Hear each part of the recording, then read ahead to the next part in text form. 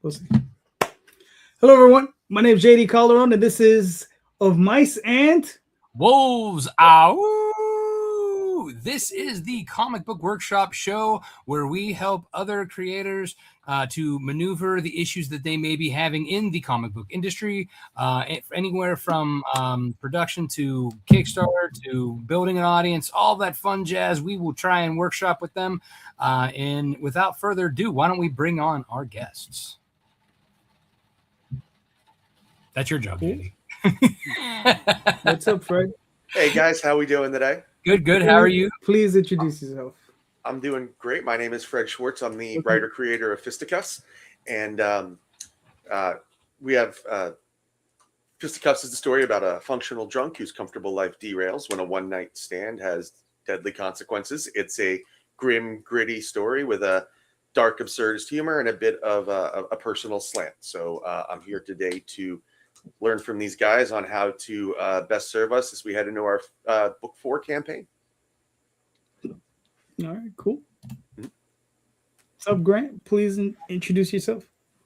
My name is Grant Lankard. I've been a comic book creator for about 5 years now.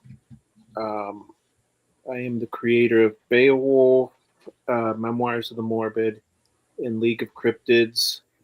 And League of Cryptids is the comic book that I have on Kickstarter right now. This is the 4th issue, and that will bring this storyline to a conclusion. Very nice. Cool. I want to give a shout out to Mark. He's actually a new creator that I'll be working with for his upcoming campaign with Mike Zapsik from Comic Book Men. So we'll be getting him on the show when his campaign goes live. I met Mark at MegaCon. Great dude. Yes. Great dude. His wife's fun. I mean, it's great, all around great working with the family.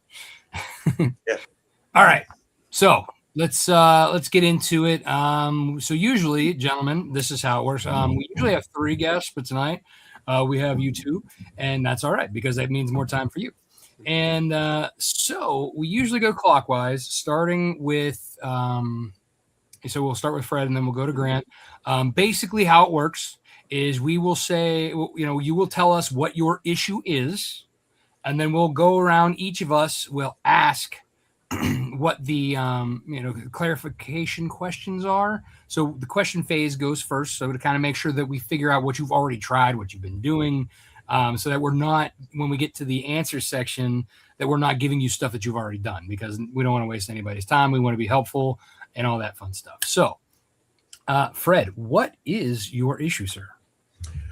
Okay, so recently I've heard of the philosophy of like 80%, 20% of like focus versus noise, right? And I'm trying to, just level up and do a better job with this campaign, from a marketing standpoint. Mm-hmm. And I guess my main question is, where should I best put my energies? And in terms of platforms that I'm not trying, and specifically how to approach them, because what the issue that I kind of choke on a little bit is being that I'm a hair older, and not so much, ingratiated with the social media like a lot of the young people are. When you say young people as if you're that old. Yeah, I need to tell you this. I think you're the youngest person in this. Oh no, it's the hairline is not being, it's hidden. That I feel that. But no, that is fair. Okay, that's I'm not, okay, but what I'm saying is I didn't grow up naturally going towards. So we all have our best ways of communicating. I gravitate towards comics because I like scripting, words and pictures and stuff. I'm not very good at prose, right? Mm-hmm. I'm not great at group chats and things of that nature. I tend to either overthink or underthink what I say, and it's I tend to do better, I hope, in these types of environments where I'm talking to people and engaging in real time. Yeah, actually having a conversation rather than typing. Yeah. Mm-hmm. and then again, when I'm in those forums and stuff, sometimes like, again, it's harder to discern inflection and what people are saying. And like my mind, I'm like, you can't really, I don't interpret that stuff as well. But I know these things are necessary evils that I have to do. So I guess what I'm getting at is I've heard a few different things that think I've been underutilizing. I'm on Discord, but I'm not quite comfortable there yet. I've heard mixed things about Reddit. Some people say it's a huge resource. Some people say it's like, kind of a, bit toxic. The other one I've heard is like some kind of backer kit forum that I'm not quite familiar with. So I guess what I'm asking is where do I put my energy? And then once I know where to put my energy, like, how do I find that, like, organic comfort zone where I can kind of, even me getting to do this and like talking with people, like, I'm a lot, believe it or not, better at than I was when we first met the last time a year ago. So I guess, like, where do I put my energy and how do I try to figure that out? Okay. Grant, do you have any questions for Fred to clarify before we move on? Well, I guess the big one would be, what social media are you most active on? Probably Facebook, because again, that feels like, that's like my comfort zone. But I also make sure that I hit Instagram, Twitter or X or whatever you call it. I just have a few connections on there that I've been, trying to feed, but I'm not haven't been able to get that following yet. Blue Sky, I've done, okay on. And then the new one that I'm actually going to be working on, pressing a bit harder now, is going to be TikTok and YouTube. I've been told, and rightly so, because my comic is kind of out there, but it's also really personal. Sharing that aspect might help. And that's actually kind of what the comic's for too, is actually to help people. Right. So it would probably bring in that kind of audience that I want, so like, those are things that I have done and I've been working before, but, Discord I've done a little bit of, but I still, it's me on that one. Like, I think sometimes I don't feel like I'm, good at that behind a keyboard connecting with people. Yeah, I don't like Discord either. It's a weird interface. Yeah, and also I don't have, I realized too that, like, I think you're supposed to have notifications on for that. And like, I was on Discord for like a year and a half and I didn't. So I was like, I wondered why I didn't have very much interconnectedness. And, I would only see the updates when I was specifically tagged in. It's because I wasn't. Yeah, but that could also be rather annoying, having those updates on. Like, for example, if you're in a Discord server that has a ton of people and they're very active, your phone will be like either vibrating or going ding, ding, like making, you're going to get notifications out the wazoo. So like, it's one of those things that, like, if you want to be comfortable doing it and you just check it often, kind of like Facebook, because I have my notifications turned off for everything. I just get on and I look, and then I check and see what, what's new. But anyway, so we're kind of getting off topic. So, all right. So you've tried all those. Do you have an email list that you're cultivating and sending out, and how often are you sending out? Yes, that is another one that I did forget. I have a Substack as well. I've been building a list for like the last year now, and it's growing slowly, but it's growing. I do, and this is something that I actually want to work on a bit more in this year, is being more like regimen, because I sometimes, when I have like a lapse in things to report, sometimes I have a lapse in posting. Cause like I have to find that balance between like, being consistent, but also, not just sending something just for the sake of sending it. So right now, I'm going to try to do like every 3 weeks or so, send something that maybe. But I also too, like when I try to do the Substacks, I try to put time into it and like try to work on something quality, because I don't want people to feel like, I'm bothering them. And again, that's just a Fred issue going back to like, that's something I need to get over from like, probably childhood and shit, but I do have a question. I do have a question for you. When it comes down to your Substack, what are you actually putting in it? Like, what type of material? Are you just promoting, or are you? Because usually what I find the best that works for me in my Substacks is I'm writing an article about something. You know what I mean? I'm reviewing a movie or discussing a film, discussing a comic book, not my own, someone else's, something that I'm interested in that came out like God knows when. So I'm just wondering, are you using those strategies to then bring people in to your work?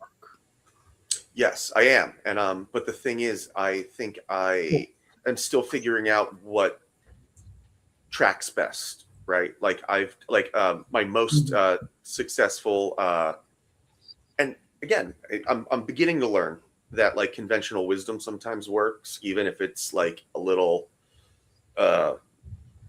I don't know, even if it feels a little like sleazy or whatever. Like for example, like my best performing Substack post was like I titled it "Why Am I Still Here?" or something like that. Okay. The reason why it was like the 10-year anniversary of me, of like a hospital stay where I almost passed, but I didn't, and whatnot. But probably because of the clickbaity title and because of the subject matter, that got a lot of hits. But I always do try to like do something either. Whether it be something about something like I enjoy comics, movies, sometimes pro wrestling, sometimes something personal, sometimes something about process. But I think the issue is probably consistency on that. And again, maybe just I don't know where the people are per se. Like I see people with these like huge numbers of like followers and backers, and obviously those are the people that have done this for a while and have earned it.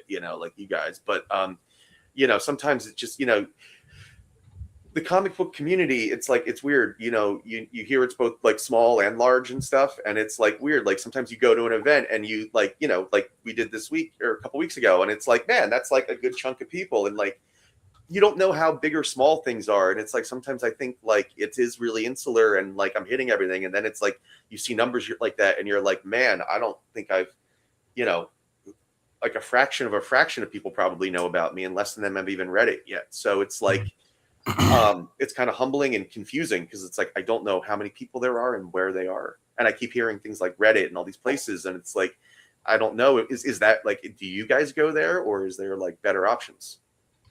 Okay. Does anyone else have any questions? I have a few, but I don't want to pass anyone up. Grant, JD, do either of you have any more questions? All right. So one question, do you use BackerKit Launch as a supplement? Okay. No. This is issue 4, if I'm not mistaken, right? Issue 4, third campaign. Okay. My first one was 2 books. Gotcha. So I think would be a good time to start looking into BackerKit, because then that BackerKit Launch, you just pay $100 and it then will send an email to all of your past backers. And then it's all one thing. So it's not like you're updating each campaign and they're all kind of getting super spammed. The other question I had was, so, oh shit, where was it? I was like, while you were talking, I had it formulated. Come on, Rob, get it together. Look, I still have medicine head because I got a cold and sinus infection. I'm still getting over it too. So. I know. Updates. Do you share updates with other backer or other Kickstarter creators who are live now? Like, so are you doing backer swaps? No, actually, not yet. Because I'm in pre-launch. I haven't formally started doing that. Is now a good time to start doing that? I mean, you can, but it's better to do it while you're live. Because I had some help with that last time. That did, I feel like, push the numbers. Yeah, I mean, so there's that. And then the other part of that was, do you give your first issue to other Kickstarters to use as a digital bonus for their audience to then get to know you?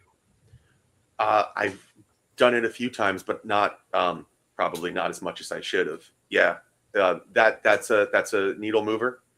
Mm-hmm. Okay. All right.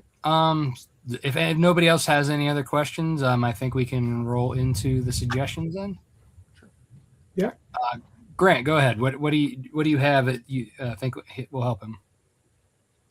I mean, it sounds like you're kind of on the right track. I mean, you're using social media. You have a newsletter. Maybe you're not getting as many subscribers. I mean, do you offer something for free if they sign up for your newsletter? Yes, but it's funny as you mention it. I realize how long it's been since I've mentioned that to anybody else. Yes, there is a cookie that I did set up when I first did it, but as you're mentioning it, it's like, man, it's been a long time since I've even pushed the Substack to the forward front. Like I feel like, especially lately, I'm always pushing the Kickstarter pre-launch page and, trying to refer people to that. Yeah, that's a good way to, like, especially if you're like, let's say you're giving away your first issue, right? And that's what I do. I give away the first issue of Nightwolf, and I think the first 9 pages of Snowpaw as my sign up offer. I think eventually I need to switch that out and just do the first issue of Snowpaw too.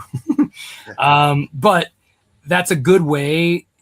It's something too that you can like put out on social media when you're not promoting something, right? That's you're saying, hey, you want to get a free something, check it out, go here.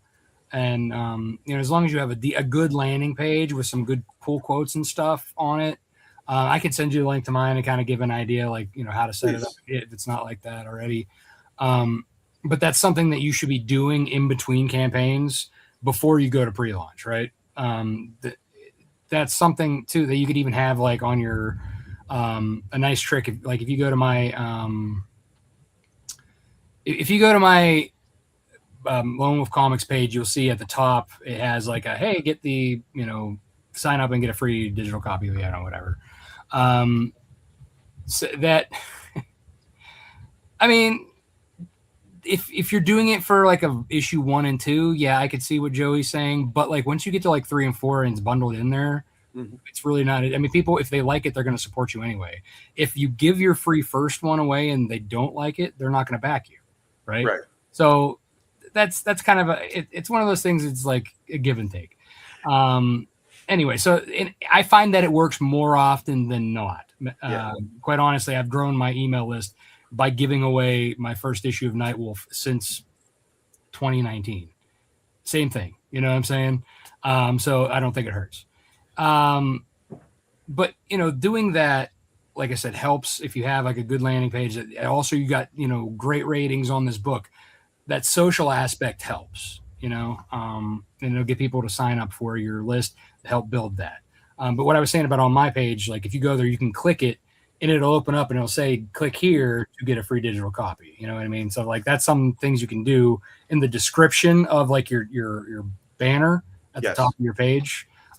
Different tricks and things you can learn to help promote that for fun. But all right. JD, do you have anything? I mean, my biggest suggestion to you would be, like I said, I've never read your Substack and I don't know how you're formatting it or what you're doing. One of the tricks that I use or I try to use is that when I write an article, I try to bring it back to my work, right? So I'll write something, it could be anything. Let's say I'm writing about a fantasy-based whatever. And I was like, okay, boom. And then towards the end, I'll have some kind of, segue into my book, right? So like you have a book about a guy who's a drunk, right? I don't know if you want to like, I don't know, like, because I have a friend who's huge into, was it IPAs? Yeah, right? He's into beer, right? Yeah, he loved that shit, right? So I don't know if you're big into that, right? But there's a huge community that's into that. Your main character is a drinker. Maybe you can get him into IPAs. And then you can cross-reference that, right? You can say, oh, this is an IPA I tried out at this club or at this bar. This is IPA I tried out at this bar, blah, blah, blah. This is with this bar. And check it out. My character in my book also drinks this beer. Boom. right? Or if he may does even like liquor, his favorite mixed drink, and you can do mixology, exactly, like how to make it. exactly, Yeah. right, exactly. And then even some of the IPAs, they're small business. They're usually tiny business. Dude running, making a beer out of his bathtub or Well, whatever. microbrews But love the attention you can get them, just like Yeah. us. Right. Indie beer probably Yeah. producers are just like us. right, you understand? You could boost their beer. Maybe they could boost your book, right? That would be amazing, like a Fisticuffs IPA, or yeah, that'd be right, awesome. because Yeah, I think what was it? Who? Somebody actually did that with the beer with his Justin with his Hunt. character on. Yeah, I think he did don't that. remember. Yeah. So I mean, I think that's something like that type of cross promotion when it's figured out like that. I think is a little bit more clever. Mhm. So you just try to focus like that. I deal with a mouse, so it's kind of hard. I don't think I want to go into like bait. Mouse bait. Eating snakes. Exactly. Yeah. I don't think it's, I don't know if that crossover market syncs up, but right. But I'm just saying for you, I think that might be something you can look into because you got a lot of beer drinkers, right? You also have a lot of mixed drinks, whatever your main character's fancy is, you could maybe be able to push them in that direction. It might cross over. So this is a beer. I mean, it looks like Cyclops. oh my god, that's amazing. What's it called? Right. Out of Order. It's an American sour. They're a brewing company out of Cambridge, Maryland. I was gonna say, if it's still around, I would get that for a friend of mine. That's that Cyclops costume is. Well, it's not. So this isn't the only X-Men. So they have like a Nightcrawler one, they have a Wolverine one, they have a Rogue and Gambit one together, and they have a Storm one. It's all the dogs dressed up like the X-Men with different flavors. I don't know how they got away with it, but I mean, I was gonna say Disney is quite Sue happy. They're very litigious. Yeah, I mean, who knows? Maybe they got the rights to it. I don't know, but whatever it, cool, if you do get a chance though, they're actually quite tasty.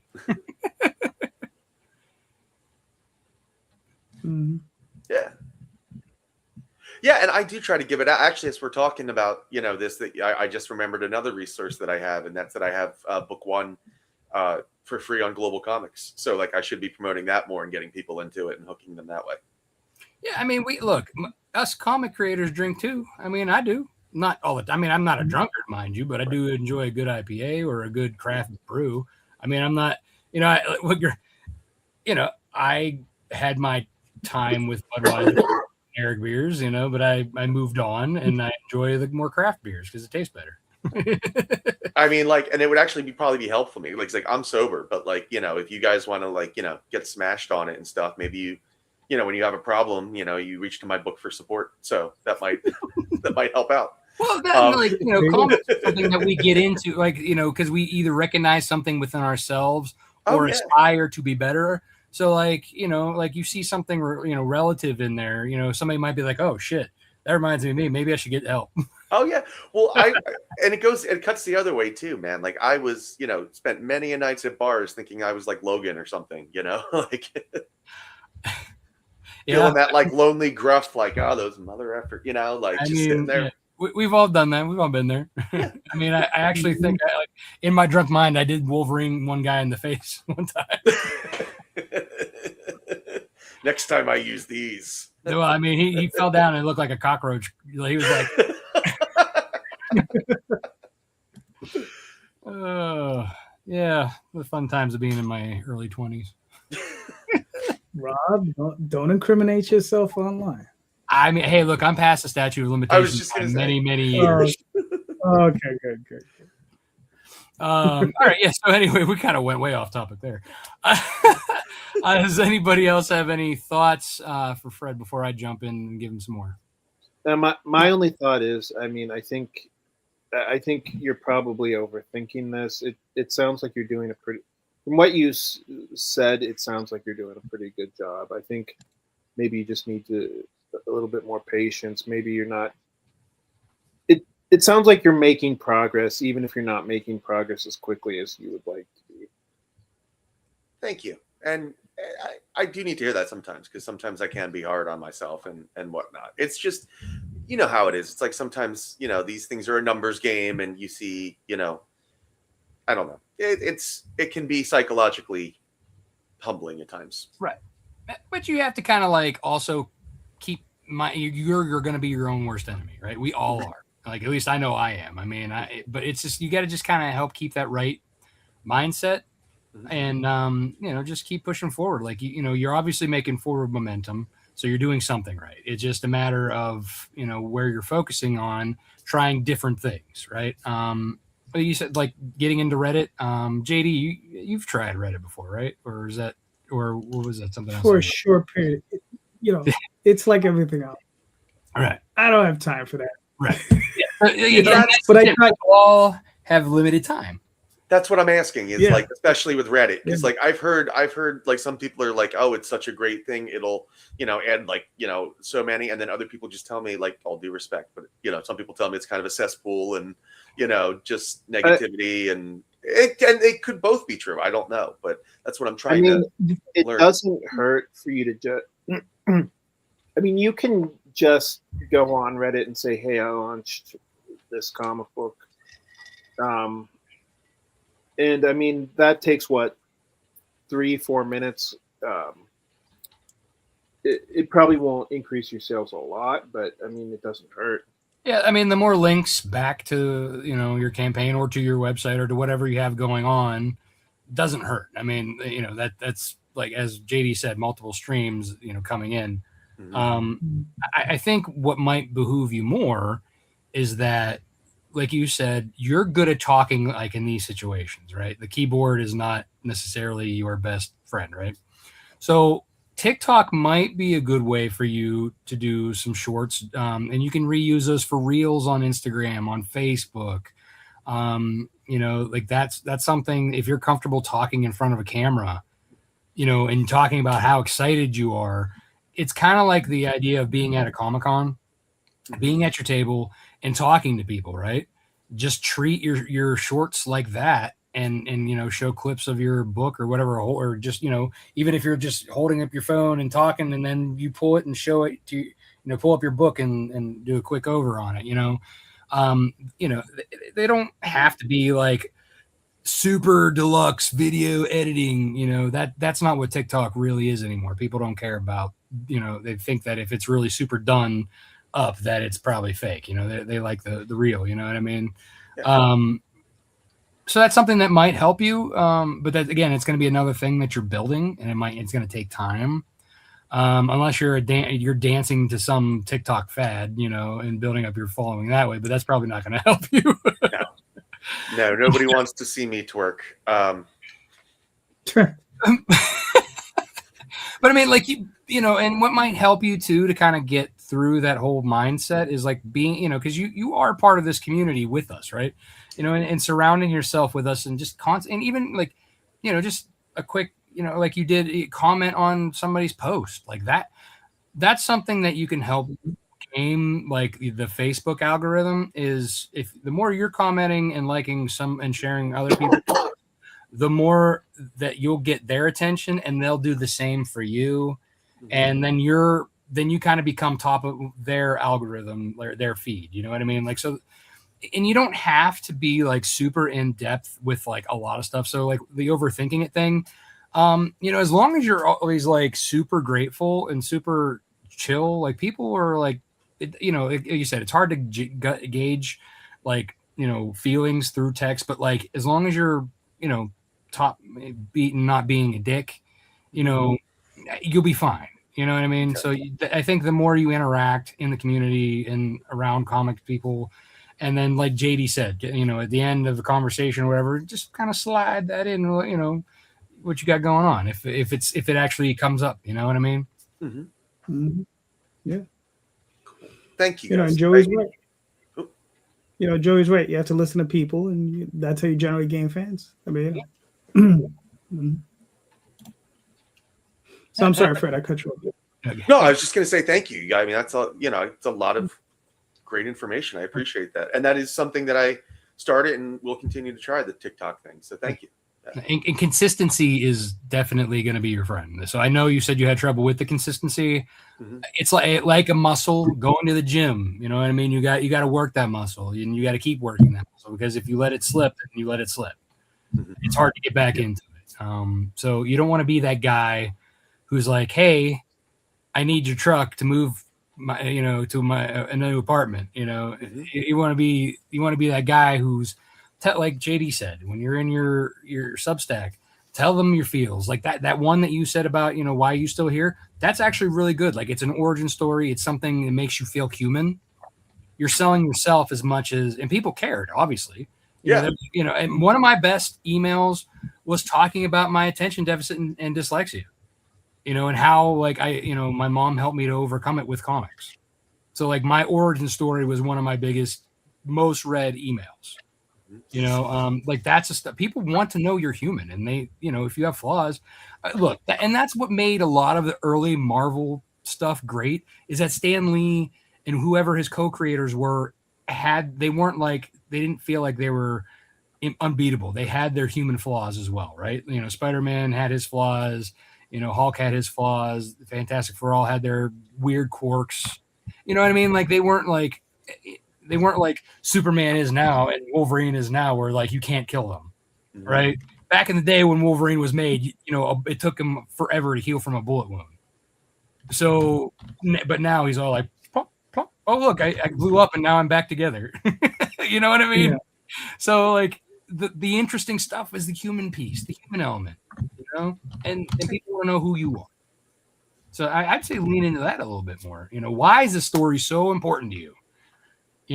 Tell that story. People want to know. I will. Thank you. Thank you. Mhm. All right. Does anybody else have anything for Fred before we move on? No. All right, Fred. Hopefully we helped. You guys did. Thank you. You're Very welcome. much. You're welcome. That's what we're here for. Hopefully we help. And if we don't, well, Yeah. no. Sorry. I told you, man. We tried. You guys Sorry. did. I quoted Rob the other day from the other day. I was like, man, I was telling a story about, like, something that you were explaining at the thing. I was like, man, it was so, like, I was raving about you, sir. Well, thank you. Yes. And I'm pretty sure, like, when you were like, it was about the hardcover thing, and I'm like, in my head, I'm like, that sounds like that's what she said coming along. But I mean, and I was like, and I'm like, and I was also thinking, I was like, I know I had a few margaritas, so I wasn't exactly sure what I said. It was good. It was sound. Well, I'm glad that I had something good for you. Because I find that the older I get, my memory is not as good as it used to could. All right. So Grant, what is your issue, sir, and how can we help you? So this is something I've been thinking about a lot, because I have a lot of ideas for comic books. And my question is, do you guys create comic books thinking about building a personal brand? Or do you kind of just go where the ideas lead you? As far as my backstory, I don't feel like I have been building a brand for myself. I kind of just do what I think sounds fun. And I'm starting to worry that in the long run that's kind of hurting me. I don't see. I guess what I'm saying is I do comic books in multiple different genres, and I don't necessarily see a lot of overlap in who's buying which comic book I'm promoting at the moment. Mm-hmm. So I'm wondering if I'm shooting myself in the foot by doing comic books in multiple different genres. Okay. Fred, do you have any clarification questions for Grant? I do. Grant, before we get started, can you tell me what you have like in your library so far that you've published, what briefly, like what you have, what like genres they fit into, and maybe what you're kind of wanting to do next, and kind of how they all, just give me where they are as they exist. So I would call Beowulf modern fantasy. Um, League of Cryptids is more superhero with a little bit of sci-fi. And then Memoirs of the Morbid, I would call more of like a straightforward horror with a little bit of humor thrown in. And how many of each are there? There's 7 issues of Beowulf. The League of Cryptids is on its 4th issue, and Memoirs of the Morbid is on its 3rd volume. That's an anthology. And how many are they? Are they all intended to be ongoings, or are any of the miniseries with a clear end? Yeah, I mean, I do all miniseries because I like doing that better than ongoing series. I like to give people jumping on points, as opposed to just doing an ongoing comic book, which doesn't really have any jumping on points. And last question, I don't want to ask too many clarification, but same line. Oh no, But, keep going. Yeah. So how many more of each of the ones that you have ongoing right now? Like Beowulf, like has how many more? How many does League of Cryptids, like how many before they conclude? And then what do you want to add to this library that you're worried about connecting as a brand? Yeah, so Beowulf has at least 2 more issues, at least in this mini series. League of Cryptids, of course, we're on our final issue in this mini series, but I probably will do a sequel. Memoirs of the Morbid, I don't know. I haven't decided if I'm going to do more memoirs, and I won't beat around the bush. I mean, part of the reason is that it doesn't sell as well as the other 2. Mm-hmm. And then and then what was the next on your plate that you wanted to, like you were talking about building a brand, like you have a next project that you wanted to add to this catalog? Yeah. So what genre would that be? The next series is another new genre. The next series I was thinking about doing would be like sci-fi. Okay. Kind of dystopian future. Okay. Okay. Katie, do you have anything? Yeah. What got you into this mindset that working the way you do? Well, obviously it's working for you currently, right? But what got you into this mindset that is the way you should do it, right? Like, why are you doing the limited series? Why are you jumping from genre to genre? You understand? Like, why are you doing this? Why? Because I mean, this is. It's not something that I did conscientiously. It was okay. This is the best idea I have for a comic book, so that's the one that I'm going to do. Currently, I'm not. Sorry. Well, no, because the reason I ask, right? And I saw Rob chuckle, right? Like, because historically, Dave Sim, 300 issues on Cerebus, Jeff Smith, Bone, huge volume, Terry Moore, a lot of omnibuses he's put out, 70, 80 issues.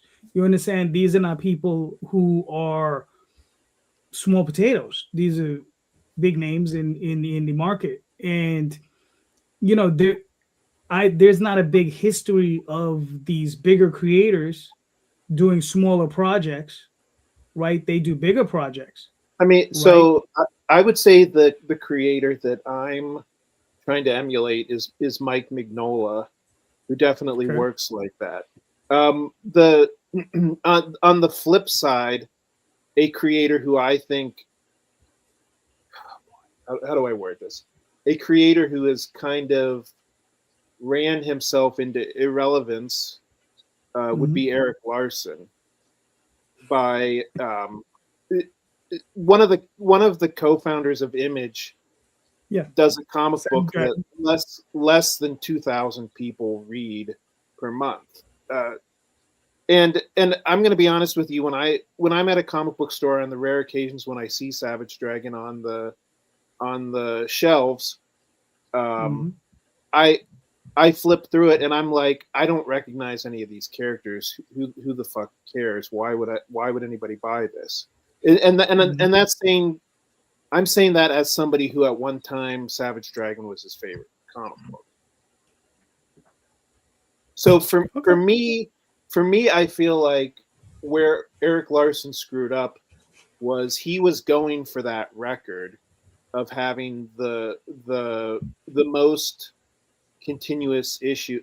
And if any of you guys are Savage Dragon fans, I hope I'm not offending you, but I'm offended. To me, going after a record like that is kind of silly when it's like, okay, yeah, you have 300 issues of a comic book that nobody reads. Okay. That's fair, but I mean, we're not there. We're not there yet. We are not there yet. No. But no, it's not just even that. It's like we're not on a debate show, right? like this isn't my Sunday show where we would go at it because the difference. That's right, the dog. He has strong opinions on Eric Larson. Yeah. But I think the difference is that one, Eric, I think, is one of these people who's probably financially set. Yeah. Right? Like he's a creator who's financially set. I think he's taking care of himself. I think financially he's good. If he wanted to switch gears, he's worked over Marvel. Like I think he was writing Hulk for a little while. He's written Spawn for Todd McFarlane. He's done some other weird things. And, and that's just the type of guy he is. If he wanted to make money, he can make money. Right? He does Savage Dragon. He might not technically be irrelevant because he is doing things. He's not a name, like McFarlane. Right. He's not what he once was. Right. I think that's the point. He's not what he once was. And then a lot of the Image guys aren't. Right. Todd McFarlane went from selling 1 million copies of Spawn #1. What is 30,000-40,000 on these books now? Right. So, but I just don't think. I don't think it's fair to say he's irrelevant. Yeah. Poor Eric. That's all right. You don't have to apologize for that. That's your opinion. But listen, it's fair. I'm a huge Mike Mignola fan as well. But in that same breath, we could say, I have all of the Hellboys, and that's a huge collection. And I have all of the BPRDs, and that's a huge collection. And then when you see him do these shorts, there's usually an omnibus that ends up at the end, and there's a lot of them. So, I think that's all my thought is that with him, he's just going all over the place. Mike is, and he's not doing everything himself. He'll draw a cover, he'll co-plot, you know what I mean? And we, unfortunately, we don't have that advantage. And that's why he has such a huge library, right? Whereas, somebody like Sim or Smith or some of these other guys, they just stuck to the one character, stuck to the one story. So, Is there a question there, JD? Or are we just... No, there's no question. I just had to say went off the rails. Is what you're saying is you think I would be better off sticking to one title, or are you saying... Or are you saying that you think the idea of doing a different mini-series for each storyline is a bad idea? See, then that gets into then Rob's gonna punch me because I'm gonna go into answer time. So go ahead. At this point, I think we know kind of the general. I think it's right. At this point we've already moved past the question. So go ahead because I have a rebuttal for whatever you're about to say. Okay. Here's the thing. I think it's probably good to build on one title, right? Initially, get a little deep into it, and then spin off, right? So maybe I know Cryptids, your Cryptids title, is really cool looking, right? Or even your fantasy title, focus in, on those, and then you start to spin off on the other stuff. Like the only reason I started spinning off on other things is because I had completed Oswald, right? I completed all the writing on it, and I'd already produced. I'm up to 7 trades. I don't know, but so now I felt now it's safe. 90s. What? Yeah, I've been doing it for a All while. of us have been here since the 90s. Oswald has, well, he has been here since the 90s. Yeah, I was gonna But- say. Yeah, but it was, I felt safe in starting to spin off into other stuff. You know what I mean? So it just depends because, but here's the other thing though. If you have that itch you need to scratch it. That's the other problem with it. Because I'm of, two minds of this, right? Because I see your conflict, right? Like you're a creator, you want to create. I get it. You understand, but sometimes you have to build your name on one thing so that people will pay attention to the other thing, right?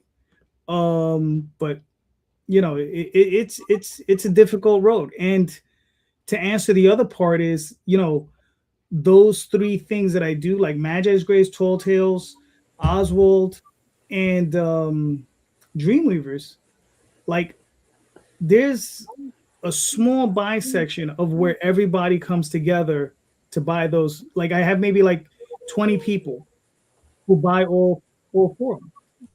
So Right. So And then I that have different- was one of the main reasons why I wanted to ask you this question specifically, because I've heard Daphne, your wife Daphne, in the past say that among the different titles that you guys do, there isn't a whole lot of overlap. Right. So I mean, even with my books, which are both werewolf books, and one spun out of the other, only half of my audience crosses over. Like, because Nightwolf being more of a dark urban, horror fantasy versus Snowpaw being a more 19th century fantasy werewolf story. And the art is the other thing, different art styles. So really, you have the people who are here for me that I've built up that brand, who like anything that I've written, who are coming to read my stuff. And then you have the people who just like werewolf stuff, or the people who are just engrossed in the story and want to know more. Then you have people who are like, I'm only here because I like this style. I'm only here because I like this style. So, even if you have similar stuff that like spuns out of itself, you're really not getting your entire audience to convert. And that's something I think we all kind of have to understand, that when we put something else out, we're building a brand new audience unless we've kind of built up a community around us, that we've built, like, as far as like this, because you were saying about building a brand, right? Well, you are the brand. You're that cohesive thing, right? So you kind of might have to like maybe build up yourself a little bit more. Like I was telling Fred, like give the reasons why, give your origin stories. Why are these stories so much more important to you? And then like, once you kind of get that community of people who just like, I like Grant stuff, I want to read Grant stuff, I don't care what genre it is. That's when you're going to get a little bit more trickle in. And as far as like, you're going to be building that different audience no matter what. But it works for some people and it doesn't for others. Like, for example, me and Travis Gibb are completely different on this spectrum, right? So I focused in on Nightwolf. I have multiple titles that I want to do, but I was like, look, I only got so much time and I'm going to focus on the one that I think is going to do the best. So I did, right? So I put all my effort into this one basket and it's gladly paid off. However, you have like guys like Robert Kirkman who've done several different titles, right? And how long did it take for him to get to The Walking Dead and to Invincible, right? Those weren't his first what, 2, 3? Like he did so many things and he was living in his parents' basement, you know what I mean? Like for a while. So having multiple things, like that one thing that you do may not catch, right? So you got to try different things to see what's going to be your match that catches that, kindling on fire. Right. But then you have, like I said, then you got guys like Travis who he does the same thing that you do, but you know what else he does? he also has himself as a brand that he markets, and he goes to different publishers. He puts out different stories to different people. And now look at him. He's getting guest spots at cons, like he's doing it in a way where he is showing his diverseness, but he's also gathering people around him. And I mean, 90% of us, are in his orbit because, he's got that personality, right? So that's kind of like going towards your building towards the brand. You need to build yourself as the brand, and your books are your expression of that brand, right? So what it kind of sounds like. So I asked somebody else this question, and what they said was, when Stephen King writes a book, you can tell it's a Stephen King book, regardless of whether it's horror, whether it's slice of life, whether it's science fiction. And I found that really fast. The point they were making was, you're going to build a brand whether you're trying to or not, on some level. Mm-hmm. Mm-hmm. Yeah, when you mentioned the branding thing earlier and the different genres, the first example I thought of was Stanley Kubrick, which would be like a similar thing, right? Like, I remember they said Stanley used to have the mindset of, let other people dabble in different genres and stuff, because I'm going to come along and make the best film in each genre. Like, he didn't care. He wasn't threatened. Yeah, it's very bold, but he wasn't threatened by, like, people like Platoon and other movies tackling, Vietnam, because he had Full Metal Jacket in his holster, or horror with The Shining. So, but what you remember about a Kubrick movie are like the shots and the style. So, as somebody that, didn't think much of, branding and whatever, when I named my company Schwartz Art after myself, like, the loose connective tissue was going to be like the stories that I bring and the style I brought, hopefully. And so I guess I would kind of, like you said, it will come organically as you like develop a style. So, I and frankly, from your genres, like, they didn't seem like, worlds apart. Like, I can see like a superhero, thing overlapping with like a sci-fi, dystopian, thing. It's not like you're doing like, kids books and NSFW, like, there is, a thing, but like, you guys are more experienced than me. I guess it's probably less of a sliver than, we actually anticipate. So, but I guess, yeah, just, I think like you said, like that branding will probably come over time organically to some degree too. All right, cool. Yeah, and I mean, look, Stefan's right. Yeah, every book really makes its audience, especially if you also go for different genres. Then you really got to re-earn the readers every time. Mm-hmm. And that's just the unfortunate reality, because I think there's only a handful of writers, right, that we could probably name who people just follow that person, right? Yeah. Alan Moore, Neil Gaiman for the longest time, Frank Miller for a long time in the 90s and in the early 2000s, Warren Ellis, you understand, like Garth Ennis, so on and so forth. There's a handful of those guys. They exist. But for us to develop ourselves into that, it takes it takes an effort, Yeah,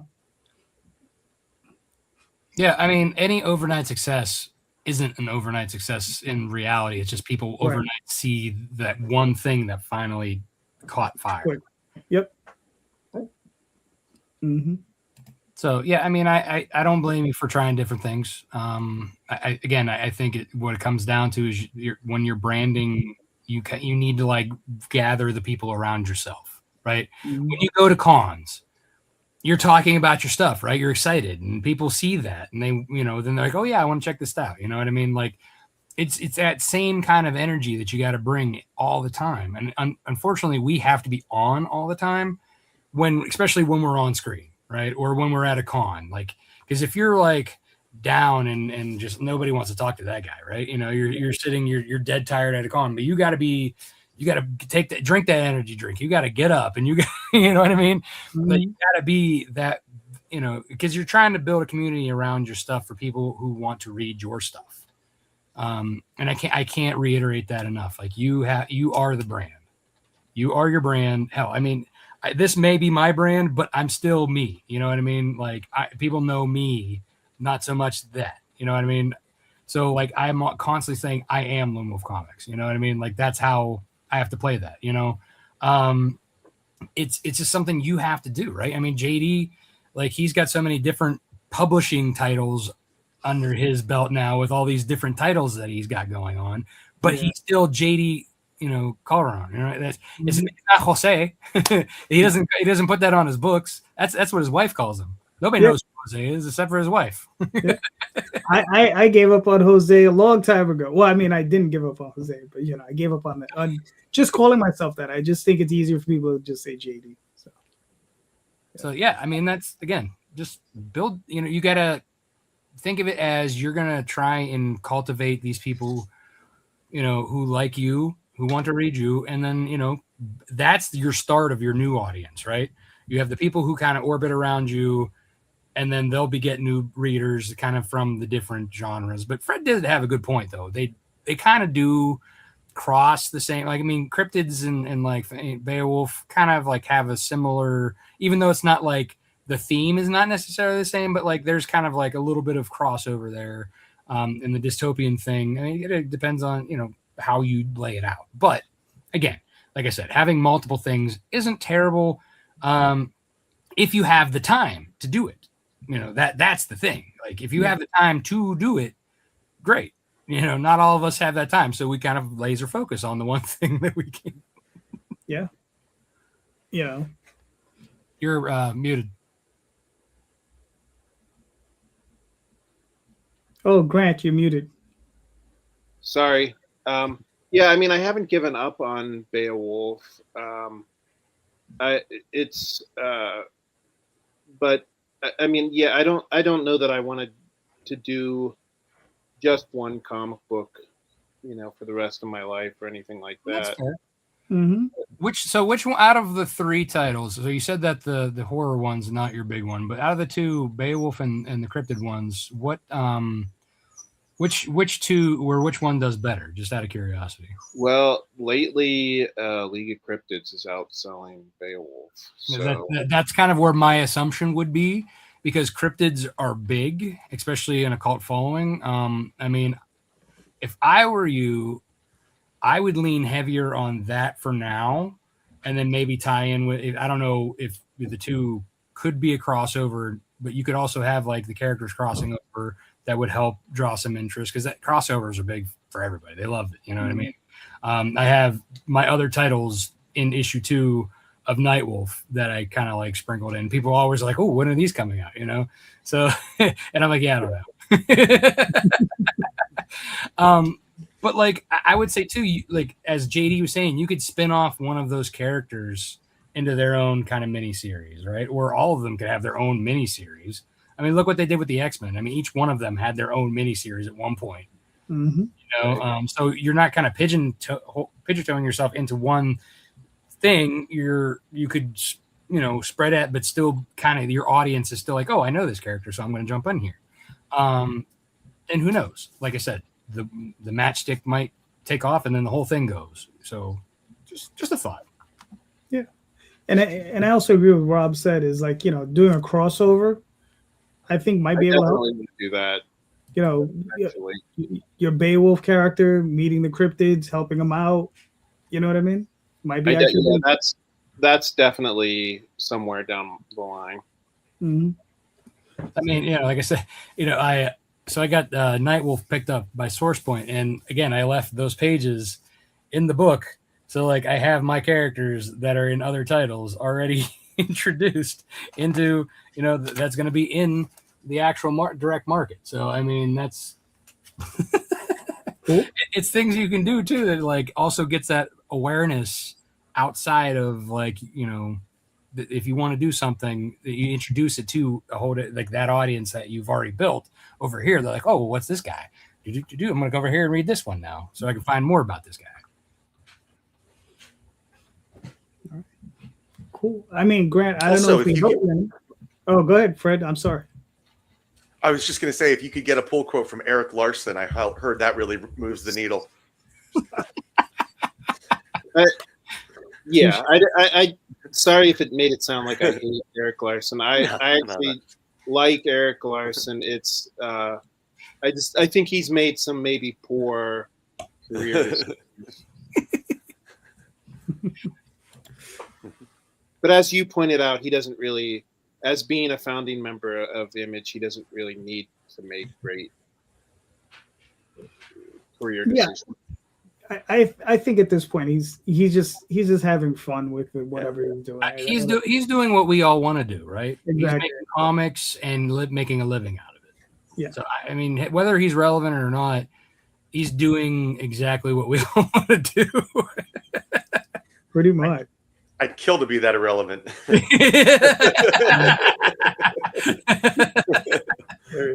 very, very much so. The other thing too, like you got the guys, like the Ninja Turtle guys, right? That's all they've done their entire like career.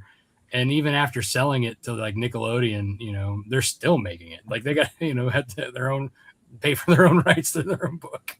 But the point that I guess the point I was trying to make is, if they had just stuck with their first idea, their first idea was Fugitoid, which I mean, how many T-shirts have you seen that say Fugitoid? Right? How many action figures? I mean, like, I actually did have that action figure, but if it wasn't for the Ninja Turtles, I would have no idea who that was. You know what I mean? So there you go. But yeah, exactly. It's your first idea might not be the one, so you might have another one. But again, the whole thing about branding is you're selling yourself. And that's what we all are doing, especially as an indie creator. We have to, right? Because if our titles have names at different places, and if you don't have that connectivity to yourself, then really, what are you doing? Because they're gonna be like, oh yeah, I read that book, I can't remember that dude's name. You know what I mean? You don't want to be that guy, right? You want to have your name associated with your books. They're like, oh yeah, he also did this, right? You want to have that relevancy. You want to be at least Eric Larson relevant. Right.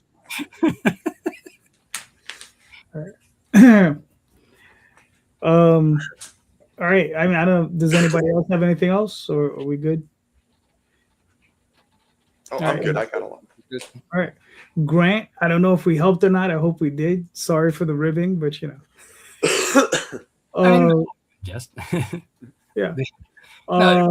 So did this help at all? Like, any thoughts on like where you kind of want to go now, or what you want to do? Yeah, I mean, I didn't expect to go in here tonight and have like you guys have all the answers, but you guys definitely have given me stuff to think about. Yeah. All right. Good. Yeah. Trust me, we do not have all the answers. If we did, we have opinions just like everybody else. All we got. All right. You know what else we have? We have fisticuffs. So Fred, walk us through this. Yes. So fisticuffs is about a functional drunk whose comfortable life derails when a one-night stand has deadly consequences.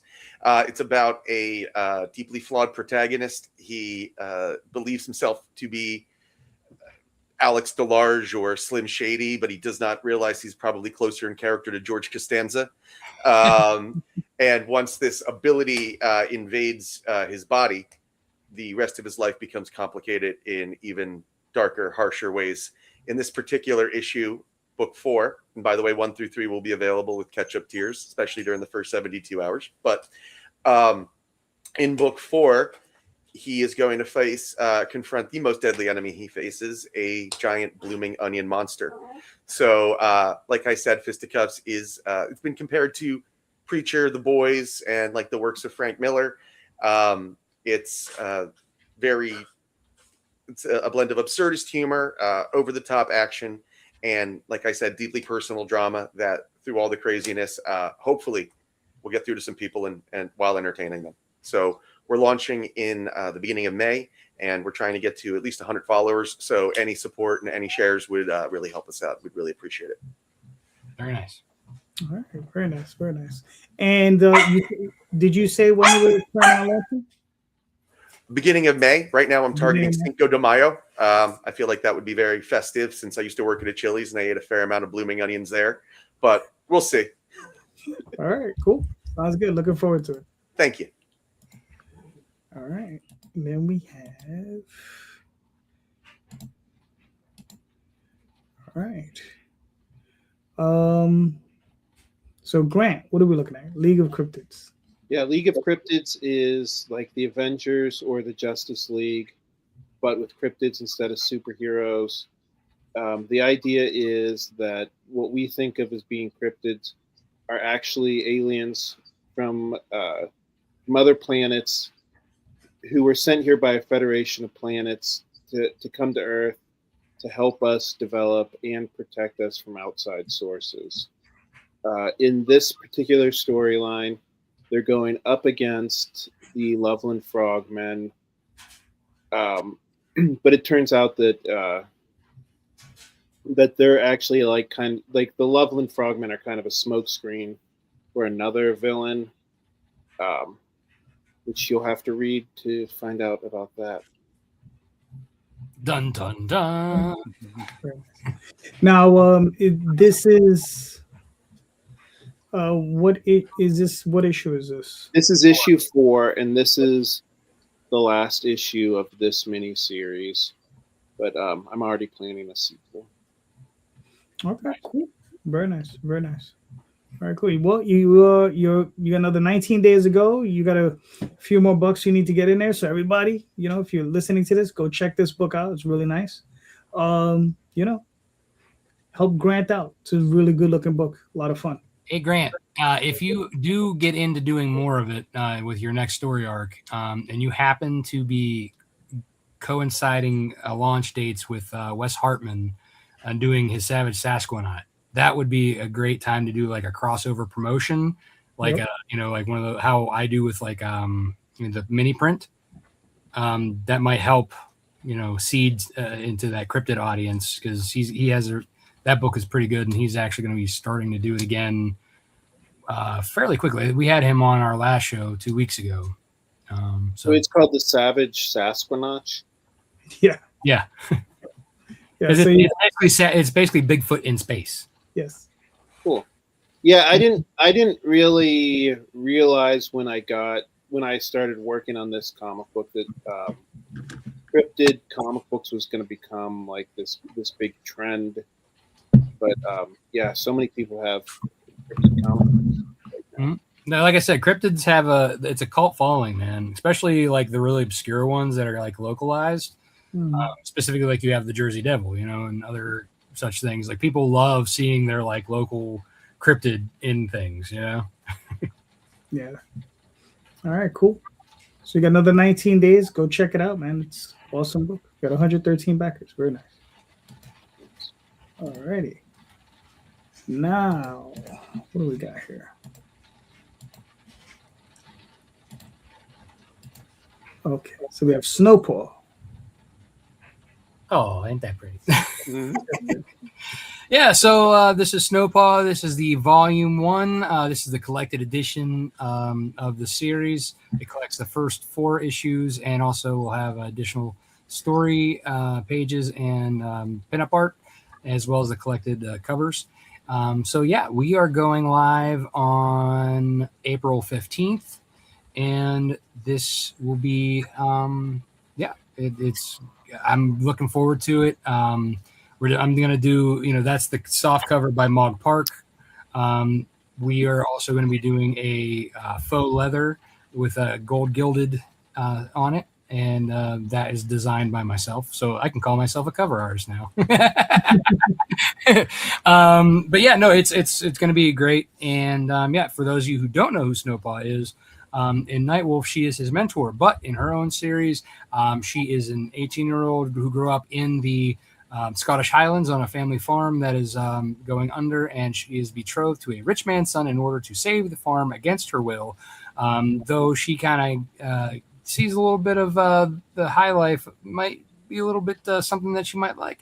However, that doesn't matter, because she is followed by a high-class werewolf back to her family farm, who attacks the family and triggers her first transformation. All right, cool. You said April 15th? April 15th. Very nice, very nice. All right, cool. How many pages? That will be 152 pages, I believe. Very nice. All right, cool. Sounds good. Everybody, go sign up. All right, and real quick, I'll pull up. This is Rod Espinosa's Adventure Finders. This is a book that I will be putting out for Rod. This is Rod's long-running webcomic, and we're putting together, and we're going to put it in print for him. This is the first 5 issues. I believe it comes out to 240 pages worth of material because they're really thick issues. They're like 40, 50 pages per issue. It's crazy. But if you like Dungeons and Dragons, Game of Thrones, that sort of thing, I mean, this might be up your alley. So, you can sign up now. We'll probably be launching in the next couple weeks.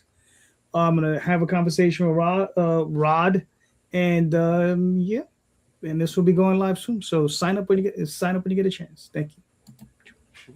Notice how he put his name at the top of the title. I put Rod in it. Branding, yeah. But yeah. All right.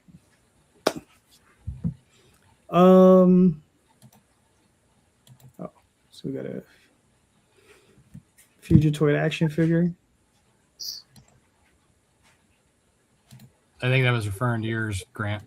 Yeah. Then Mark jumped on it as well. Very nice.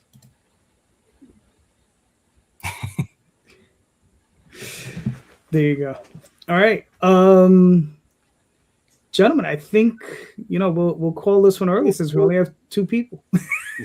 normally we run an hour and a half, but we usually have 3 folks on. So we'll end this one a little bit early, especially since I have to go to work early in the morning. So I'm like, fair. Complain about going to bed early. Yeah. So gentlemen, please, let's start with Fred. Fred, where can we find you and your work, sir? At Schwartz LLC on Twitter, on Twitter, on Instagram, X, basically on all the big socials at Schwartz LLC. And you can find me on www.schwartzart-llc.com, and that'll bring you back to the Book 4 campaign page where, please follow. Thank you. Thanks, Mark. Grant, where can we find you and your work, sir? The main place is comicsburg.com. That's my publisher.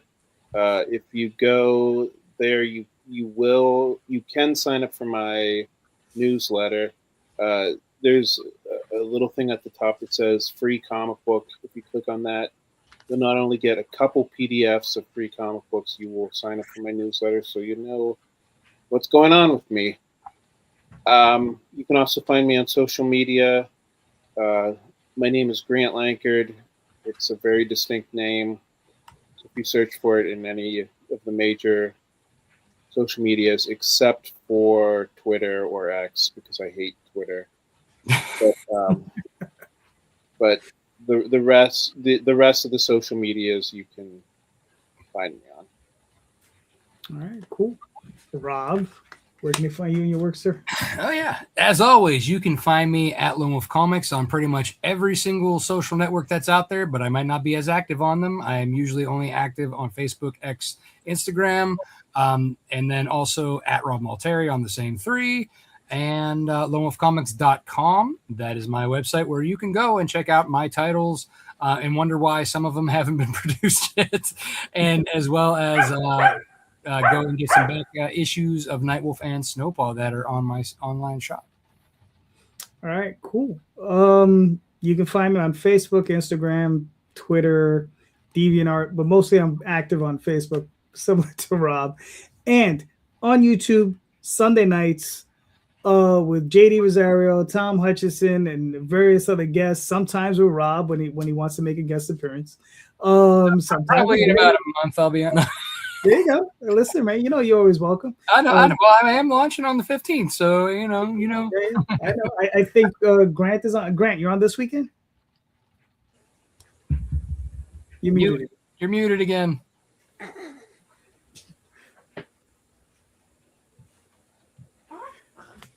How about I look at my list? You're still muted, Grant. Oh, no, Grant's on. You're on not this weekend, the following weekend. Yeah. Oh, and Fred, if you ever want to come on, just let me know. We'll you know, you're always welcome. You know that. All right? Absolutely. Thank you. You're welcome. So yes, so thank you everybody for being here. And just remember, please look at the show notes. In the show notes are the links to all of these creators' campaigns. Please click on those links, buy these books, support these creators.